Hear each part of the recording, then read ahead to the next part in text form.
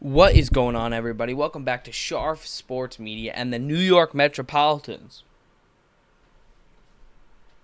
They take out the brooms, baby, against the New York Yankees. Only a 2-game series, but it's still a sweep. And they get 2 of 2 from the New York Yankees. Now, for both games, very entertaining. You had Citi Field absolutely rocking. And I only wish I was there, as it looked fantastic. Games were great. Fans were great. Atmosphere was great. You had I had Eduardo Escobar say it was a World Series-like atmosphere. So, a great 2 days. A great 2 days for New York Mets fans. And we'll start with the first game. Didn't start out too hot. No, it did not, as Taijuan Walker led off back-to-back home runs in the first inning. You had Aaron Judge. Listen, he left one over the plate for Judge, and as much as I don't like Judge as he's on the Yankees, he's an amazing player. He's one of the best in the league. He's leader in the for AL MVP right now, and you leave one over the plate for a power hitter like that, he's going to take you deep. And that's what happened. So, but the next one, Rizzo, that was middle outside, or it was middle, kind of middle outside. It was over the plate. It still had some plate, and it wasn't a great pitch, but it wasn't a terrible pitch, and Rizzo just took it opposite field, which he never does.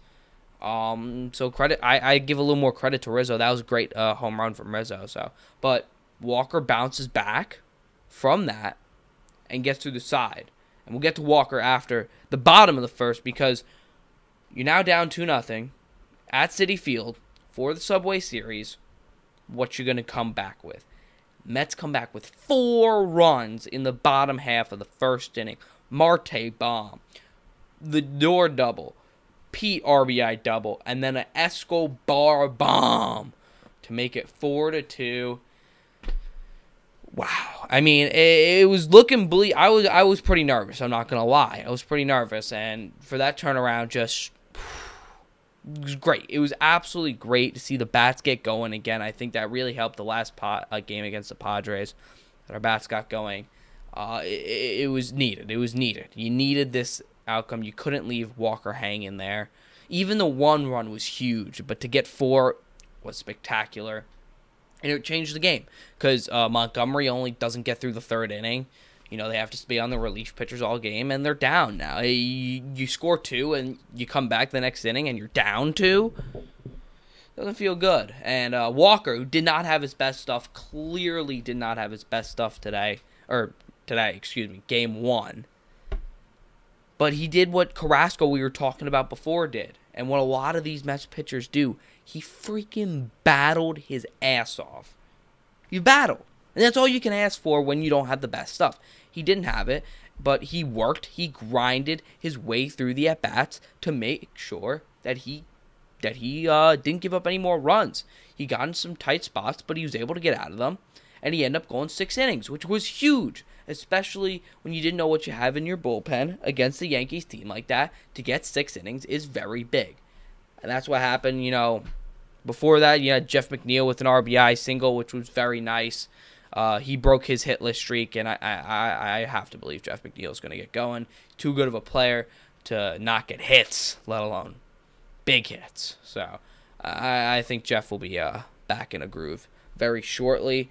And yeah, then you have Otto Ottavino come in for an inning and 2/3. He was great. Really dominated the 7th, comes into the 8th, lets on a dude. And then they substitute Joey Gallo in, and we're like, oh, you're the strikeout king for batters. Let's bring the guy who strikes everybody out. And here come the trumpets. And here comes Edwin Diaz, who a little shaky there for a bit, Not in the 8th. He took care of business versus Joey Gallo. Don't you worry. But he makes can end a double play, just bobbles it, doesn't throw it. No, gets it and just ball goes back. He just loses it, but he ends up striking the next 2 guys out anyway. So, oh well. Don't matter. You will take the 4 strikeouts and the win. Diaz dominant as ever. Ottavino looked very good. Promising signs. You move on to game 2. Now you come in. You got Herman on the mound, expecting big things from the Mets, as Herman has not had a great start to his MLB career. That first game he played this year did not look good. And then you got Mad Max on the mound for his birthday, where he has under a 1.5 ERA, I believe. And now it's down to, after this, like under 1, which is ridiculous. But Mad Max, again, it's similar but different to Walker. He didn't have his best stuff, but when he needed to make a pitch, he made a pitch and a half. And that was quite evident in some of the strikeouts he had, especially against Aaron Judge. Judge against Scherzer goes 0 for 4 with 3 strikeouts. And he started Judge off first at bat, first pitch, fastball up. Judge just missed it, and it got fouled back. So what does Scherzer do? Slider, slider, slider, slider, slider, slider, slider, slider. That's basically almost all, exclusively what he threw Judge for the rest of the game. But that's okay. He was a dirty slider when he needed to make a dirty pitch, or he had to make a changeup, or he would throw another fastball up top just to change the eye level of Judge. He would do that. So I thought it was a very good performance from Scherzer on his birthday. I mean, striking guy. I didn't get as many strikeouts, but still, as normal Scherzer, I would say, still looked dominant as ever. Gave up a lot of hard hit balls, but they didn't get on. Park was able to hold them, or it was a line out. And, that's just the thing. Just making sure their timing isn't perfect enough to get the home runs, enough to get the doubles or the singles, that it stays in the park and somebody's able to be there. There's a reason why there's 8 other guys on the field, because you got to play defense. So you know what? Sucks for the Yankees. Sucks. You hit some balls hard. Oh, well. Mad Max, fantastic performance. Fantastic. 7 innings, no earned runs. And from the hitting side, the first inning did not look great against Herman. You were like, really? Come on. Against this guy? Come on. And Herman did have a very good game. Not going to lie. Herman did have a good game. But in the second inning, Pete takes Herman deep to give the Mets the lead. And Pete has been as hot as anybody. As hot can be. He is scorching like the sun right now. In the last 7 days, Pete Alonso has a 625 batting average with a 700 on base, an 1188 slugging for a 1888 OPS. Excuse me?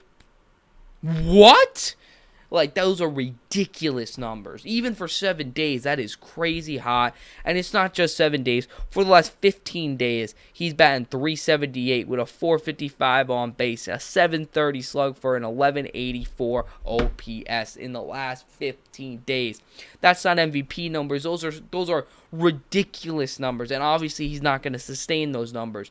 But it just shows when the lights are the brightest, when the moment is the biggest, Pete Alonso comes through, and he loves those moments. He loves the energy. He loves the pressure. He loves the lights on him, because that's where he shines the brightest. And it is so much fun to watch this guy play, because the energy and the enthusiasm and the passion and the love he has for this game is unmeasurable. It's that big. Lindor with also an RBI double later in the game to make it 2-0. Both of these guys are RBI guys. Almost all of our RBIs come from these two in Alonso and Lindor, and that's okay, because these are the guys that are the heart of your lineup who need to be getting those big hits. So, yeah, another big game from Lindor. Then you move on after Scherzer, 8th inning. This is where things get a little dicey, a little dicey, as Peterson. Buck Showalter opts for David Peterson. I would have probably altered for Drew Smith, but he did just go on the IL, so he might not have been available, so you don't know. But he opts for David Peterson as They have two lefties up. It's lefty, righty, lefty, with Rizzo and Carpenter being the lefties, with Gleyber Torres stuck in the middle of them. So he opts for David Peterson. He doesn't want Joely. And while I understand going for a lefty there, David Peterson is not a late innings guy. If you wanted to bring him in the 5th, the 6th, and he goes an inning, 2 innings, 3 innings, that's okay. That's his spot if he's not starting. Coming in the 8th, in a high leverage moment like that, right off from the bullpen, I don't really like that. And granted, I thought Buck completely outmanaged Aaron Boone in this series, and I love Buck, but you gotta criticize when when you believe he did something wrong. And I don't think you should be putting Peterson in that situation. I think he had Lugo ready as well. I think you should have just went Lugo then. But Peterson gives up a 4-pitch walk, which, even though you put him in, Peterson, unacceptable 4-pitch walk against a lefty. You got to go after him. Up 2 in the 8th. You give up a home run. Well, you know what? That sucks. And I would not have been happy. But would have been much more happier than the walk, because he hits the home run, and guess what? You're still winning. You give up a 4-pitch walk, and then the next pitch, on pitch 5, Gleyber Torres takes him Oppo Taco deep. Also, what is with these Yankees hitting Oppo Taco home runs against us? But I digress. You can't walk the leadoff guy, especially on 4 pitches, on a lefty-lefty, what you were brought in to do. So, I understand that's not his real forte, but got to be better. Buck hopefully learns and doesn't put Peterson like that, but that's why you need a lefty bullpen guy. Go get a guy like Chafin or Soto. Just saying. But then Lugo comes in, finishes off the 8th as Peterson only gets 1 out, and then pitches the 9th as well. He was nasty. This is a huge, huge, huge thing for the bullpen if Seth Lugo can get going. This was his best outing of the year by far. Had the fastball going, changeup looked good, curveball was filthy. I mean, he brought the bringer of rain, Josh Donaldson, to his knees on a curveball. It was like some Game of Thrones bend the knee type pitch. Like, it was whoo-hoo. Like, that was damn type of pitch.